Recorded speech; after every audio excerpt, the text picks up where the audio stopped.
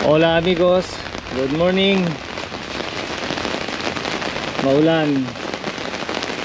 Ayan, palakas pa ng palakas.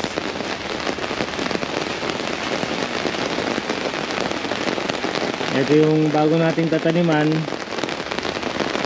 Bali nalinis ko na siya. Natanggal ko na yung mga nakatanim na kamatis doon, saka yung ibang nakatanim na sili rito, pati yung nakatanim na talong doon sa may bandaro natanggal ko na. So iniwan ko lang yan mga kamote, tapos yung konting sili rito, tapos nag-iwan din ako ng konting talong doon para meron tayong aaning pa konti-konti. Ayan, malinis na. So tatanggalan ko na lang ng konting damo para mataniman natin ng kalsot sa ng mga lechuga dahil magwi-winter na eh. Tapos yan, nakagawa na rin ako ng balag. Nagawa ko na yung balag. Tapos nakapagtanim na rin ako mga kaamigo ng sitaw. Ayan, medyo malalaki na. Ano na siya, may higit isang dangkal na yung laki niya. So marami rin yan, naitanim ko na yan. Nasa may gisandaang yan, may gisandaang puno ng sitaw. So dinuretso ko na yan, direct na yan, direct tanim na yan sa lupa. Hindi ko na siya pinunla. Malinis na. Malinis na tingnan dito. Tapos ayan nga yung sili, ang dami niyang bunga ngayon, dumami dahil nga nabibiligan. Tapos yung sitaw, yung kamote, ganun din, kumapal na rin siya. Tapos yung namang talong, may bunga rin.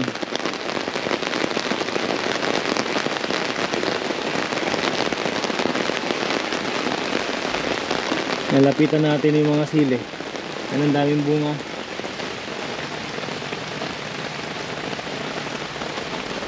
Kukunin natin ngayon yan. Tapos yan yung kamote, pwede nang talbusan. Tapos na naman talong. Yan, daming bulaklak. Yan o, ang dami ng bulaklak. Tapos meron tayong makukuha. So, kunin na natin to bago pa gumulang. Isa, tapos meron pang isa ron, tapos meron pang isa doon. Bali tatlo yung makukuha natin talong.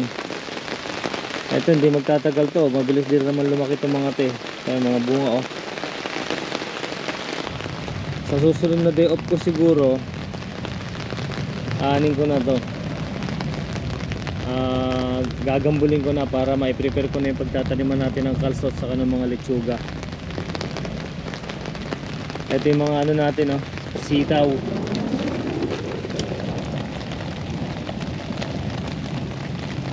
Malalaki na siya.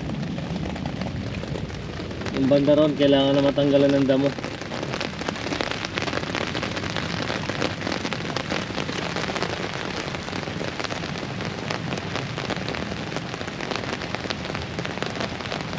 Tapos yung kasita natin ay may pumapasok na tubig.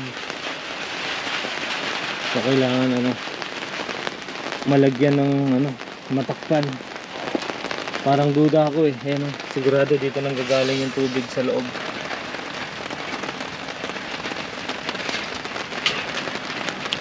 Kaya lalagyan natin ng takip. Ito dito. Malamang dito nang gagaling yung dito nang gagaling yung tubig. Ito dito sa ilalim na to, tapos pumapasok sa loob.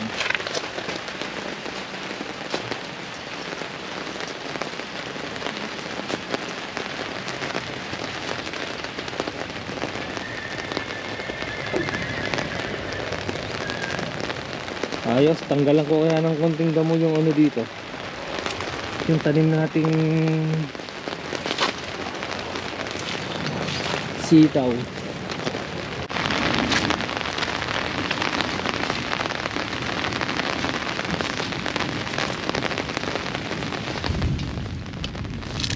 Kumukulog pa. Uy, tulog-tulog. Tanggalan natin ng konting damo to.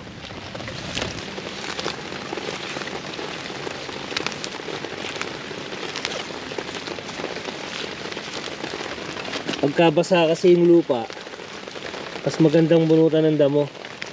Malambot yung lupa. Kasi pagka matigas, kung matigas yung lupa, ang hirap bunutan ng damo.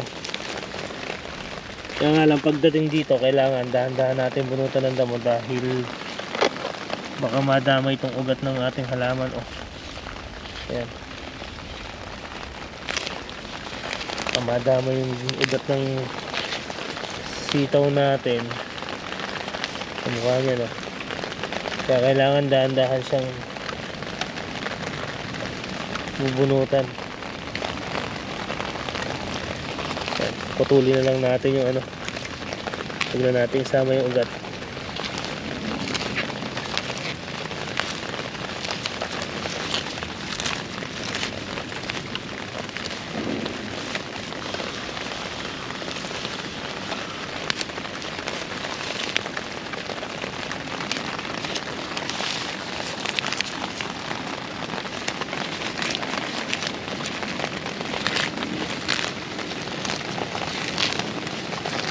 Ano, magandang ano, ang lambot.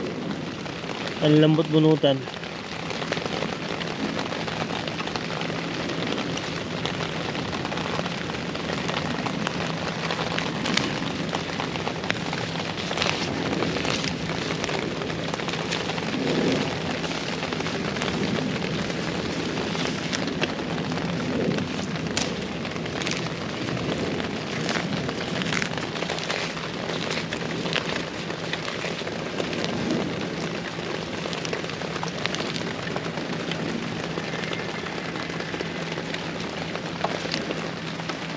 Yan, pagtsagaan muna natin bunutan ng damo mga kaamigo.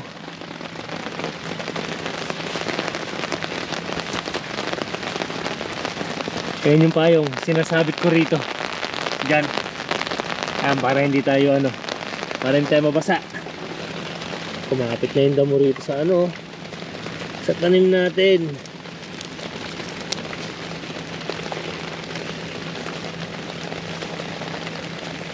Nabitan niya na yung sitaw.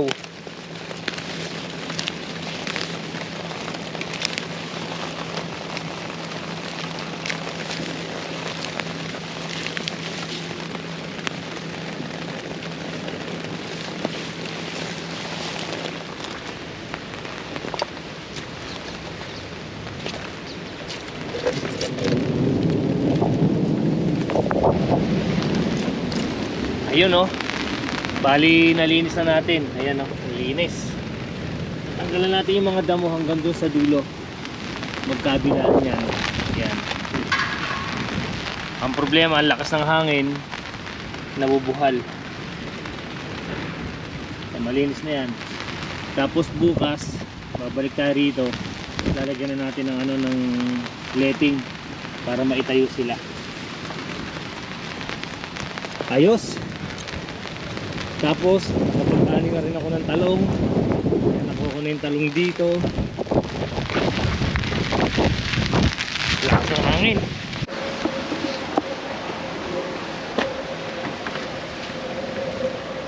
Ayan, hanggang dito nalinis na natin mga kaamigo. Tapos nanghuha rin tayo ng ano, nanghuha rin tayo ng talbos ng kamote. Tapos yun nga yung talong, nakakuha tayo ng 4 doon. Tapos nakuha na rin natin itong pimientos del padron. Pero may nakita pa ako dito, yata may isa pa. Dalawa pa, ito pa yung isa. Yun. Ayan, nakuha natin padron, talong. Tapos nanguha tayo rin na ito nga, nakuha natin talbos ng kamote. Tapos pinasyalan ko yung tanim namin ni Jun doon sa kabila. Nakakasahid na sa lupa, sobrang lalaki na. Kaya kinuha ko na. Yan, hahatiin na lang siguro namin ni John pang gulay. Lakas ng hangin, kaya nagdadapaan yung mga tanim natin, oh, pati yung talong.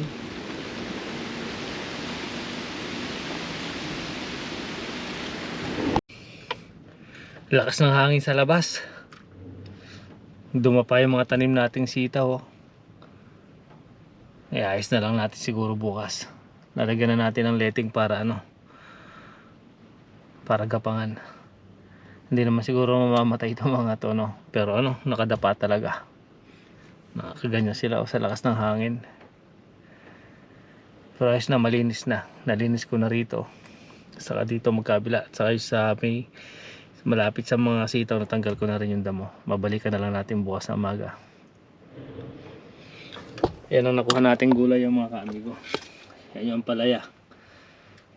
Kinuha ko na doon sa tanim namin ni John dahil nakasahid na sa lupa ang lalaki. Na siya, oversize.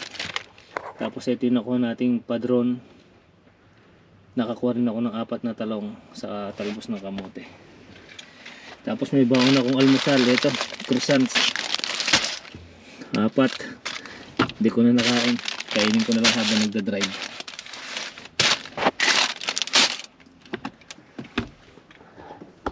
So uwi na tayo mga kaamigo. Balik na lang tayo bukas. Lakas ng hangin dito sa sa labas. Kung kailan uwi ako saka huminto yung ulan. Kaninang nagtatanggal ako ng damo, lakas ng ulan. Kain tayo mga kaamigo. Almusal ko sana kanina. Hindi ko na nakain.